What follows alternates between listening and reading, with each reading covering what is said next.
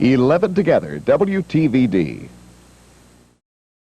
Jim Anderson hit a hot shot to third that Doug DeSensei dove for. He tagged third, straightened up, and threw the first, ending up the double play here, slow motion. DeSensei diving to the line, the tag, and then the throw to first. Folks, that's a double play.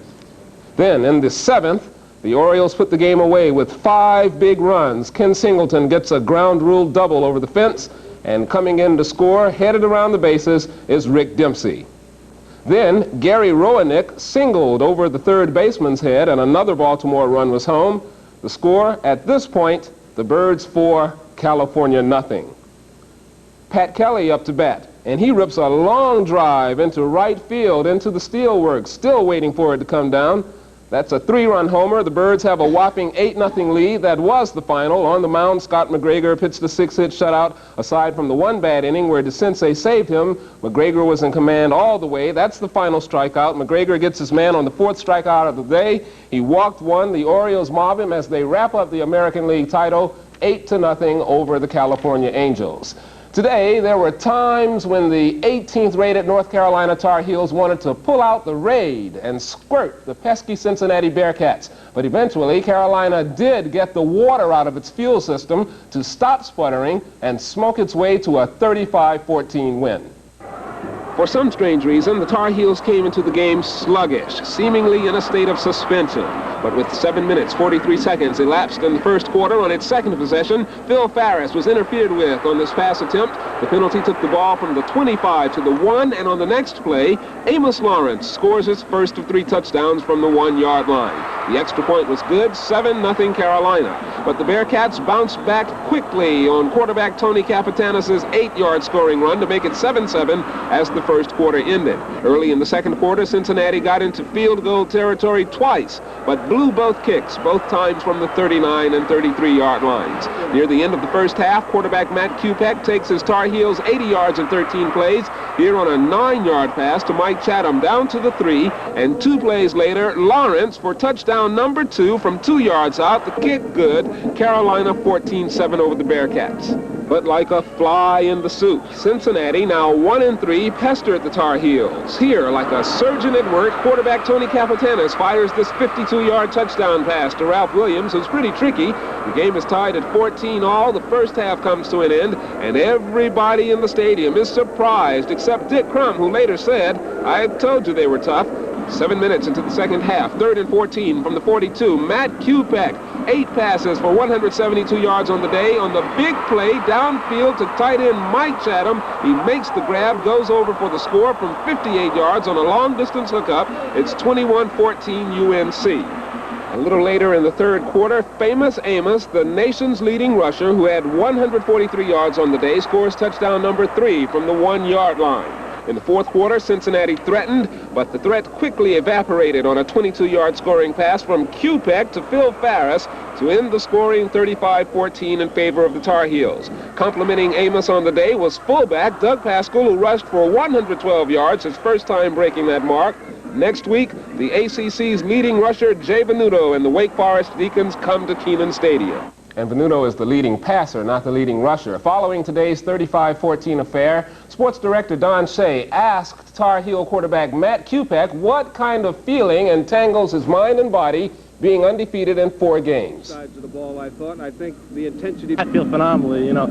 I'm always optimistic about the season, but if you told me we'd be 4-0 right now, I would be a little doubtful. I'd say maybe 3-1, but not 4-0. And where's that one loss come in? Well, I think we might lose to either South Carolina or Pitt. But I tell you, now we got 4-0, but now it's a matter of going out and getting better every Saturday. And we're off to a good season now. We just got to finish and make it a great season. The Tar Heels, of course, are now the only undefeated football team in the Atlantic Coast Conference who was pretty busy today, dishing it out and taking it in. Take a look at this. Duke and Army tying it up at 17. Duke had a 7-point lead at one time. Auburn knocking 14th-rated North Carolina State out of the unbeaten ranks, 44-31. Clemson over Virginia, 17-7. Wake Forest, who will meet Carolina next week in Chapel Hill, over VPI by 5. Penn State really lopping it to Maryland, 27-7. North Carolina Central on the road lost to Massachusetts today, 48-7. They are now 0-5. Elsewhere across the major college circuit, number 12, Michigan over Michigan State, 21-7. Southern Cal whopping it to Washington State, 50-21. Alabama, number 2, 38-0 over Wichita State. Oklahoma really zapping it to Colorado. Texas and Rice, no score, but Nebraska put a 57-0 beating on New Mexico State. No score between Houston and Texas A&M, but it was 41-0. Washington over Oregon State, 16-7. Number 8, Ohio State just getting by Northwestern. Notre Dame over Georgia Tech by a touchdown. Florida State and Louisville, no score yet. Other scores of interest, FAMU over the University of Miami, that's Florida A&M, 16-13, and it was South Carolina 23, Oklahoma State 16. One other score, Stanford over UCLA, 27-24. On 2 quick notes, Katherine, Duke losing to Virginia in soccer, 2-1, and affirmed whipped spectacular bid in the Jockey Club Gold Cup at Belmont. 2 good horses. Oh yes, 2 of the best. Eyewitness News continues in a moment.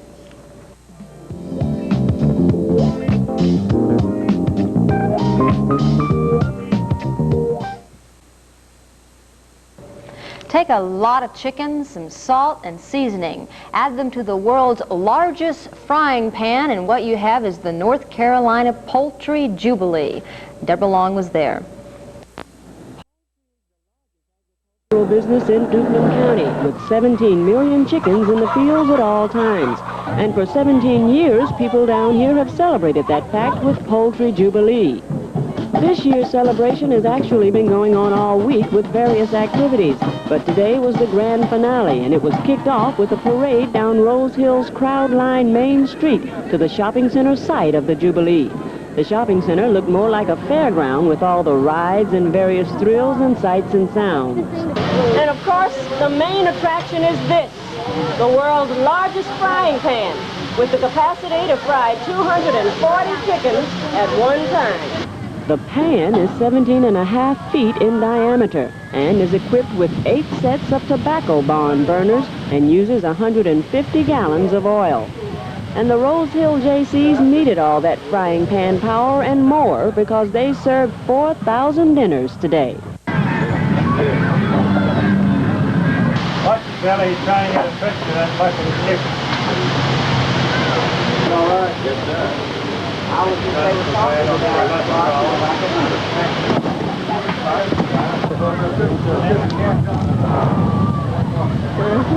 How's it look? That's good. Yeah, anytime that joint comes open like that, it's done. Oh, is that how you tell? Yeah. What's your favorite part of the chicken? Dark meat. Dark meat. Dark meat. Here, I can get any kind I want.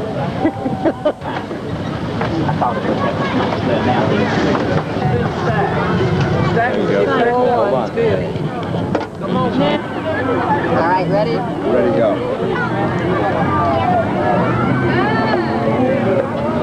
And in addition to that satisfied feeling chicken lovers had after a good filling chicken dinner, they also had the satisfaction of knowing that all proceeds from the Jubilee are going to state and local charities. Debrah Long, Channel 11 Eyewitness News, Rose Hill. Katherine, if there was any of that extra chicken left today, they could have sent it to the St. Louis Zoo so that the Siberian tigers who don't have dates on Saturday night can at least have a decent meal. Loneliness can be a real problem at zoos, so experts at St. Louis have come up with a solution, a computer dating service for Siberian tigers and other lonely animals. The service is needed, experts say, to avoid the problem of inbreeding among rare and exotic animals. And the Siberian tigers needed most. All but a handful of the 204 in the United States are descended from 9 tigers. So, any unattached tigers out there can contact the St. Louis Zoo. And that's the late edition of Eyewitness News this Saturday night. And for Katherine, Stan, Sean, and the entire news team, I'm Ben Stone. Have a great weekend. Good night.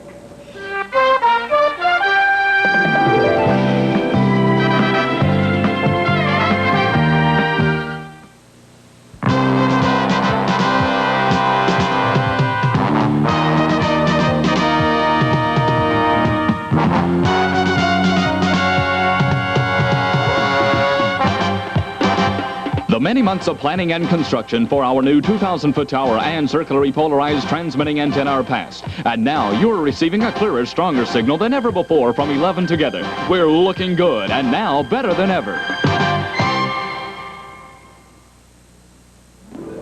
If you've ever tried to look for your family tree, your roots, join us Monday at 1 on 11 Together when Mrs. Jo Lynn, president of the North Carolina Genealogical Society, and Dr. Lennox Baker, its secretary, talk about the do's and the don'ts of looking for your family tree. We also have Tom Hampton to show you how to plant fall plants, particularly pansies, and we'll have a recipe for you all Monday at 1 on 11 Together. 11 Together, WTVD.